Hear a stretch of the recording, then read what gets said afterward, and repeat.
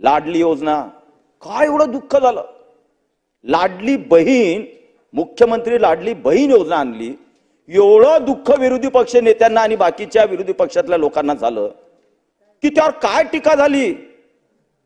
एका बहिणीला पाळलं आणि मग हे म्हणून लाडकी बहीण आले. हो, हे गरीब महिलांसाठी, गरीब आपल्या भगिनींसाठी, माता भगिनींसाठी योजना आहे. याचा अर्थ आहे, याच्या मागचं चिंतन तुम्ही समजले नाही. याच्या मागचं चिंतन जर समजले असते तर तुम्ही असे वाक्य बोलले नसते.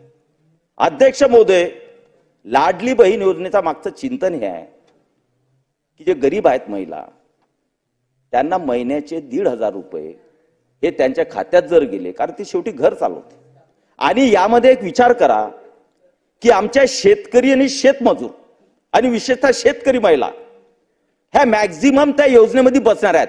मॅक्झिमम उत्पन्नाचा किंवा सगळ्या अटी पार करून मॅक्झिमम शेतकरी महिला बसणार आहेत. म्हणून शेतकऱ्याला दुसऱ्या बाजूने आम्ही मदत करत असताना त्याच शेतकऱ्याच्या घरामध्ये त्या महिलेच्या मार्फत 1,500 रुपये 2 महिलांपर्यंत, म्हणजे 3,000 ही एखाद्या घरामध्ये 2 महिला असल्या पात्र तर 3,000 रुपये त्यांच्या घरात जाणार आहे. तुम्ही मजाक उडवता गरिबांची. आपल्यासाठी 3 लाखही काही नाही. आपण 5 स्टार हॉटेलमध्ये राहिलो आपल्याला काही वाटत नाही. आपण चार्टर्ड प्लेनमध्ये गेलो काही वाटत नाही. आपण 5 स्टार हॉटेलमध्ये काय खातो त्याचंही आपल्याला किती हजारो बिल दिलं आपल्याला काही वाटत नाही. परंतु त्या गरिबांचं बघा, 2 आणि 3,000 सुद्धा त्यांना मोठे वाटतात. त्यांच्या आशा आकांक्षा कमी असतात, गरजा कमी असतात.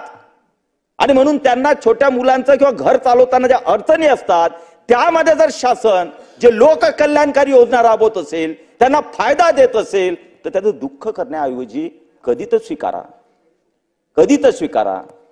आणि एक बघा, एक आमचे सन्माननीय आता आमचे मित्र गेले उठून, त्या डिबेटमध्ये काय म्हणाल माहिती आहे, ही तुम्ही मध्य प्रदेश कडून योजना घेतली, का नाही घ्यायची. या देशामध्ये जे जे राज्य आहे, मग ते कोणत्याही पक्षाचं असो, त्या राज्यामध्ये जर एक लोककल्याणकारी योजना कोणतंही शासन राबवत असेल तर ती जर आपण ऍक्सेप्ट केली तर आपल्या महाराष्ट्रातल्या माता भगिनींना त्याचा लाभ दिला तर वावगा काय. म्हणून या हे करत असताना अध्यक्ष